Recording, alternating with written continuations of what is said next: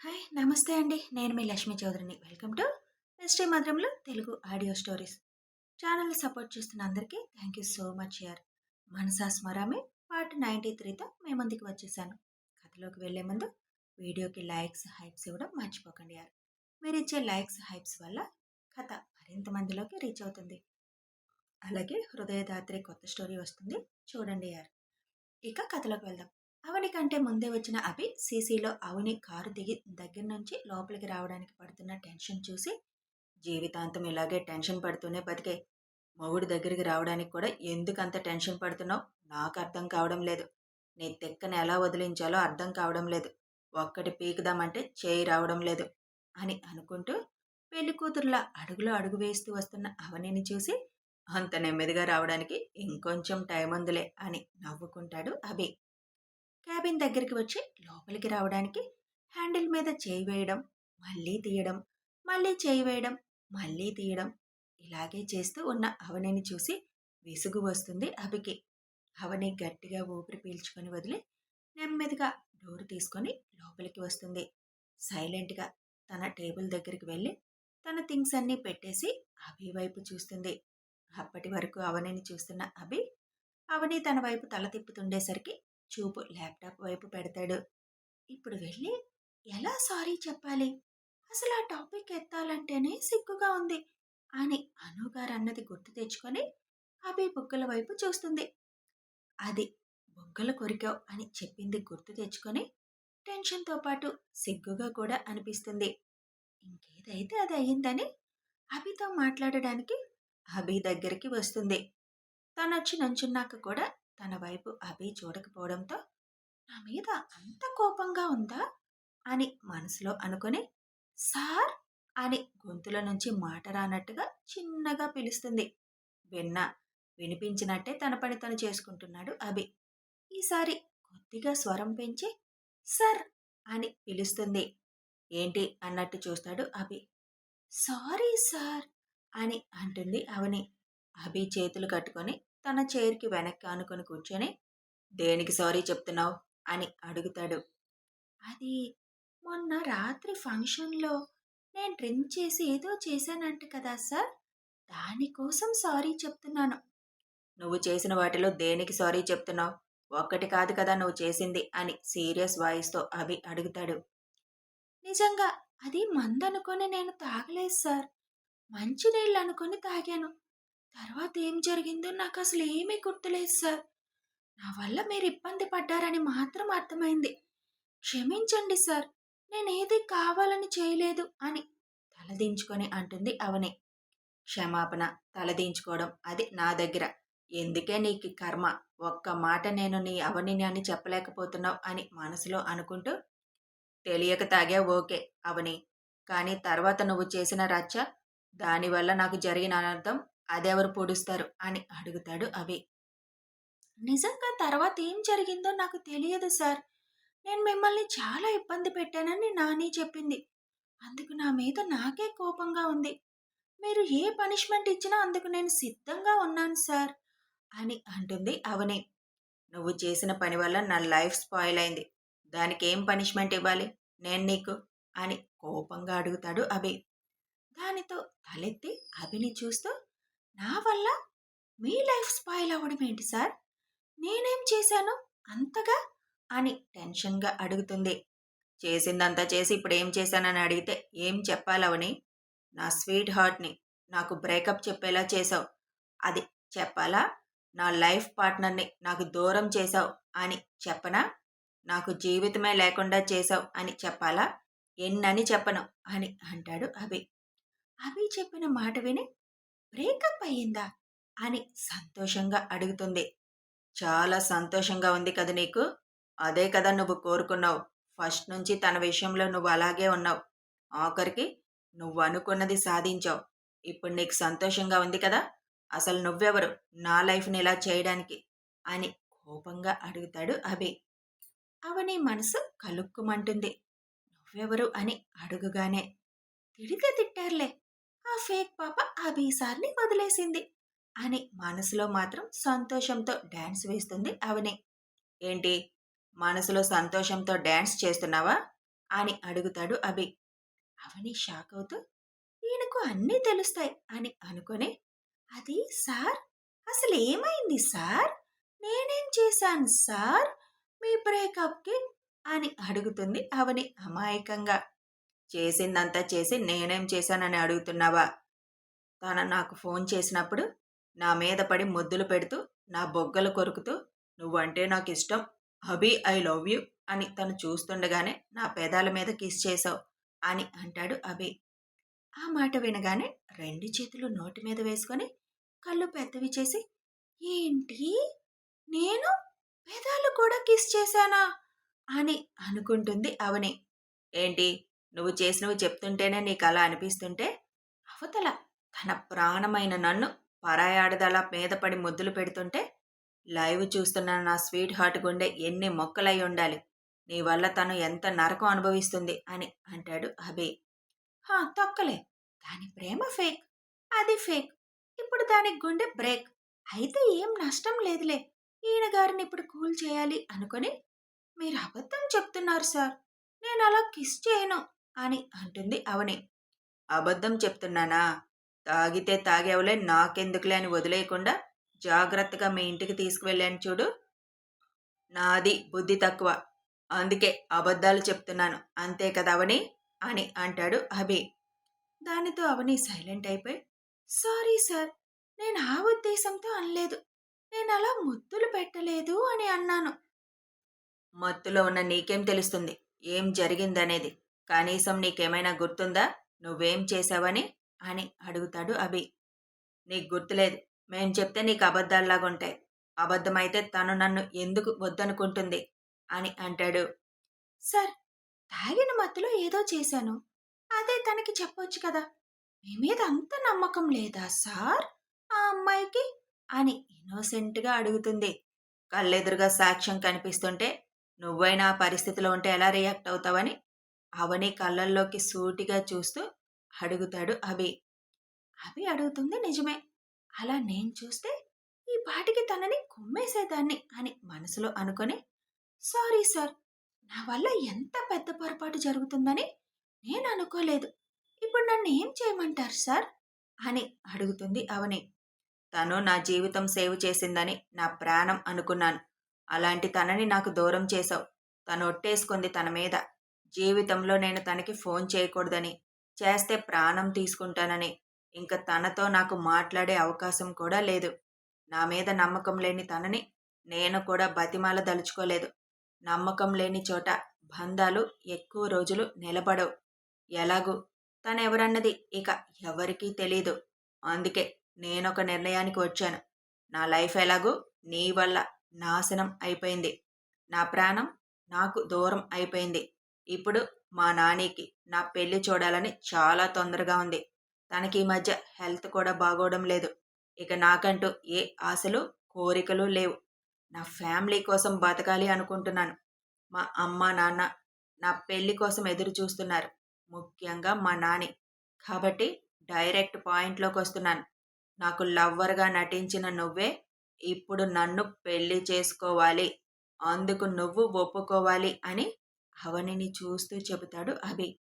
ఆ మాట వినగానే అవని తల గిర్రున తిరగడం మొదలుపెడుతుంది. షాక్‌తో ఏ ఏ ఏమంటున్నారు సార్ మీరు?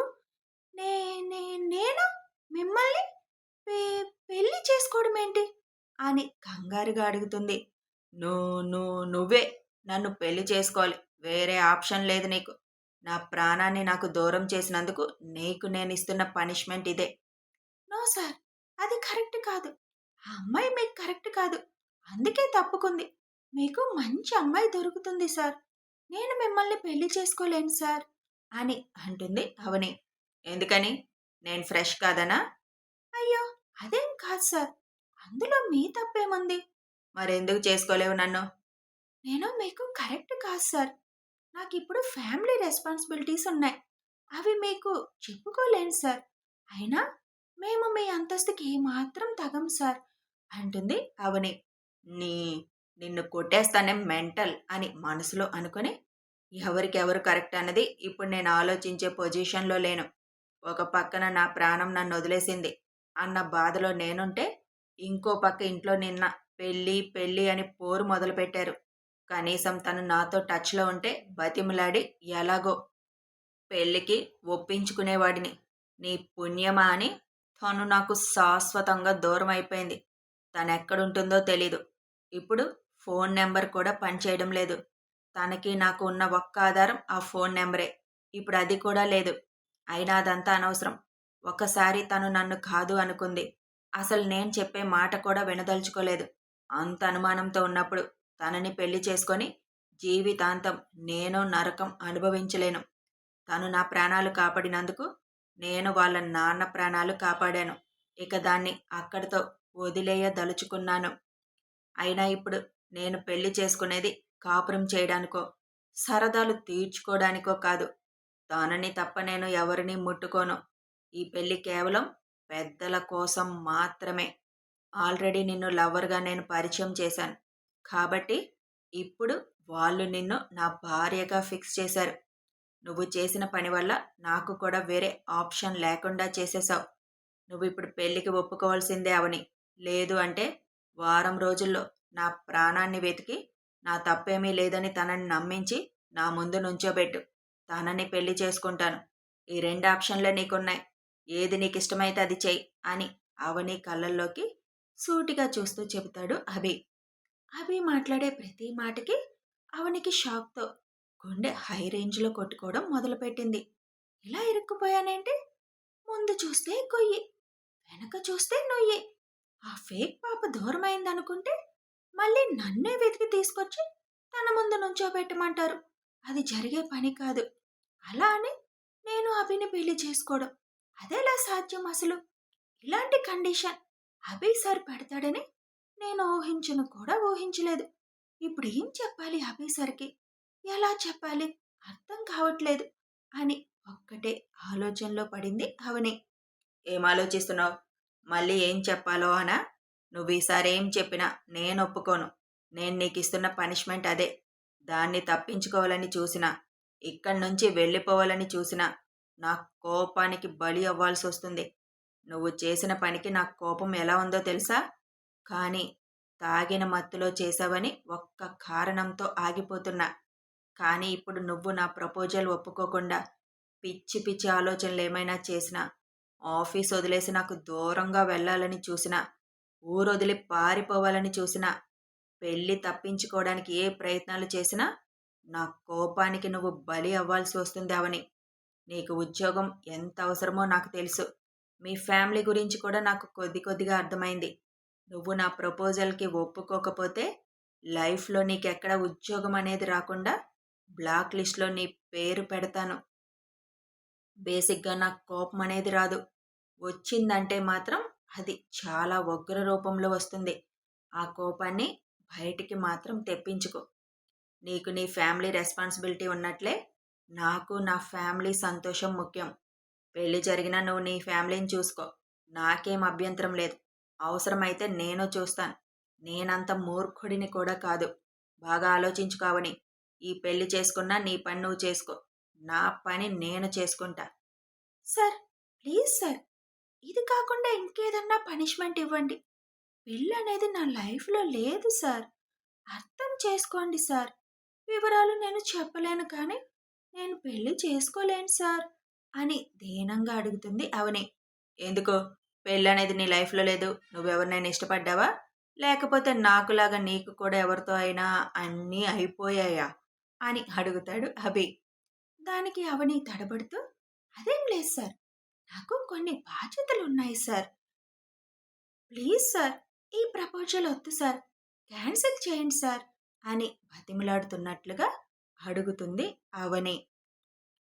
నిన్నీ విధంగా లాక్ చేయకపోతే నువ్వు మాట వినవు.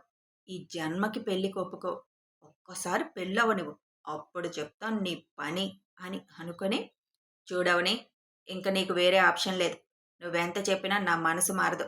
నా లైఫ్‌ని స్పాయిల్ చేసిన నీకు జీవితాంతం నాతోనే ఉండే శిక్ష విధిస్తున్నాను. నీకెలాగూ పెళ్లి చేసుకోవడం ఇష్టం లేదు. మీ ఇంట్లో వాళ్ళు ఒక ఆడపిల్లకి పెళ్లి చేయకుండా ఎన్నాళ్ళు ఉంటారు? నువ్వలా పెళ్లి చేసుకోకుండా ఉంటే మీ వాళ్ళు ఆరోగ్యంగా ఉంటారా? బెంగ పెట్టుకోరా? నీ గురించి ఒక ఆడపిల్ల పెళ్లి కాకుండా ఇంట్లో తిరిగితే అది ఎంత నరకంగా ఉంటుందో నీకింకా అర్థం కాలేదా? నేను చెప్తున్నాను కదా! నీకు అడ్డు బాధ్యతలే అనుకుంటే నీ బాధ్యతలకు నేను అడ్డు రాను. నువ్విప్పుడు ఎలా అయితే వాళ్ళ బాధ్యత తీసుకున్నావో నన్ను పెళ్లి చేసుకున్నా కూడా అలాగే తీసుకోవచ్చు. అలాగే నాకు మా అమ్మ వాళ్ళ కోరిక తీర్చిన ఆనందం అన్నా దక్కుతుంది. నాకు కూడా లైఫ్ లాంగ్ ఇంక పెళ్లి చేసుకోకుండా ఉండాలనే ఉంది. కానీ మనల్ని కన్నవాళ్ళ కోసం మనం ఆలోచించాలి కదా! మన జీవితాలు ఎలాగూ మనకి నచ్చినట్టుగా బతకడానికి లేదు. కనీసం వాళ్ళ కోసమైనా మనం బతికితే బావుంటుంది. ఇక వేరే ఏమీ ఆలోచించకుండా పెళ్ళికి రెడీ అవ్వు. పెళ్లి చేసుకోకుండా నలుగురు నోట్లో పడి మీ వాళ్ళని బాధపెడుతూ నువ్వు బాధపడుతూ ఉండే కంటే పెళ్లి చేసుకొని ఇప్పుడు ఎలా ఉన్నావో అలాగే ఉండు. నీకు పెళ్ళయిందన్న తృప్తి వాళ్ళకుంటుంది. నీ పనులు నువ్వు చేసుకోవచ్చు. అడిగేవాళ్ళు కూడా ఎవ్వరూ ఉండరు. వెళ్ళు. వెళ్ళింక వర్క్ చూసుకో అని అంటాడు అభి. అసలు ఏం సమాధానం చెప్పాలో, ఏం మాట్లాడాలో అవనికి ఏమీ అర్థం కావడం లేదు. పూర్తిగా షాక్‌లోకి వెళ్ళిపోయింది అవని. పెళ్ళికి ఒప్పుకోకపోతే ఎక్కడ ఉద్యోగం దొరకకుండా చేస్తానని అన్న మాట గుర్తు చేసుకొని, అంత కోపం వచ్చిందేంటి సార్ నా మీదసలు? నేనా రోజు ఏం చేశాను? అని బాధగా అనుకుంటూ ఉంటుంది. అదే మాట బయటికి అడుగుతుంది అవని. సార్ మీకెంత కోపం రావడానికి అసలు నేను ఆ రోజు ఏం చేశాను సార్? మిమ్మల్ని అంత ఇబ్బంది పెట్టానా? అని అడుగుతుంది అవని. నీకు ప్రాక్టికల్‌గా చూపిస్తాను చూడు అని అవనిని దగ్గరికి లాక్కొని తన నడుం చుట్టూ చేతులు వేసి అవని బొగ్గల మీద ముద్దులు పెడుతూ అవని పెదాలు అందుకొని ఒక నిమిషం లీక్ చేసి తర్వాత అవని ఎద మీద ఒక ముద్దు ఇచ్చి ఇలా చేసావు నువ్వు నన్ను. అది కూడా నా ప్రాణం, నా స్వీట్ హార్ట్ లైవ్‌లో చూస్తూ ఉండగా. ఒక పక్క ఆగవని అంటున్నా వినకుండా ఇలా ముద్దులు పెడుతూనే ఉన్నావు ఆపకుండా అని అవని మొహం అంతా ఆపకుండా ముద్దులు పెడుతూనే ఉన్నాడు. ఒక 5 నిమిషాలు. అవని షాక్‌తో కొయ్యలాగా బిగుసుకుపోయింది. అది చూసి నవ్వుకుంటూ ఇంకోటి కూడా చేసావు. నా షర్ట్ బటన్స్ విప్పేసి నా గుండెల మీద ముద్దుల వర్షం కురిపించావు. ఇక్కడ నేనున్నాను. ఈ ప్లేస్ నాది అని పిచ్చిగా వాగావు. నాకర్థం కాక అడుగుతాను. ఆ ప్లేస్ నీదెందుకవుతుంది? నువ్వెందుకున్నావు? అసలు అలా ఎందుకు మాట్లాడావు? అని అవని భుజాలు పట్టుకొని ఊపుతూ అడుగుతాడు. ఆ మాటకి షాక్‌లో నుంచి బయటకొచ్చి నేనలా కూడా అన్నానా సార్? అని కంగారుగా అడుగుతుంది. ఇంకా ఇంకా ఏమన్నా అన్నానా సార్? ఎక్కడ నిజం చెప్పానని భయంతో కంగారుగా అడుగుతుంది. ఏమో ఇంక పట్టించుకోవాలనిపించలేదు నాకు. అప్పటికే ఫోన్‌లో నా స్వీట్ హార్ట్ ఏడవడం మొదలుపెట్టింది. ఆ ఏడుపు చూసి నిన్ను పక్కకు కూర్చోబెట్టి తనని సముదాయించుకోవడం పని అయిపోయింది నాకు. నేను ఒక పక్క తనను బ్రతిమలాడుకుంటుంటే నువ్వు మళ్ళీ నా ఒడిలో ఎక్కి కూర్చొని ఫేకు ఫేకు అంటూ తనని తిట్టడం మొదలుపెట్టావు. చాలా ఇరిటేట్ చేశావు అవని. దానికి పనిష్మెంట్ నువ్వు అనుభవించి తీరాల్సిందే. ఆ పనిష్మెంట్ మన పెళ్లితోనే స్టార్ట్ అవుతుంది నీకు. రెడీగా ఉండు పెళ్ళికి అని సీరియస్‌గా చెప్పి పర్సనల్ రూమ్‌లోకి వెళ్ళిపోతాడు అభి. తాగితే ఇంత దారుణంగా ప్రవర్తిస్తారా మనుషులు? మరి మగవాళ్ళు బాగానే ఉంటారు కదా! నేనెందుకు అలా అయిపోయాను? నేనెందుకు అలా చేశాను? అని అక్కడే కుర్చీలో కూర్చొని నెత్తి మీద చేతులు పెట్టుకుంటుంది అవని. పర్సనల్ రూమ్‌లోకి వెళ్ళిన అభి పగలబడి నవ్వుకుంటూ ఉంటాడు. ఇంత చెప్పినా ఇంకా పెళ్ళొద్దంటున్నావు.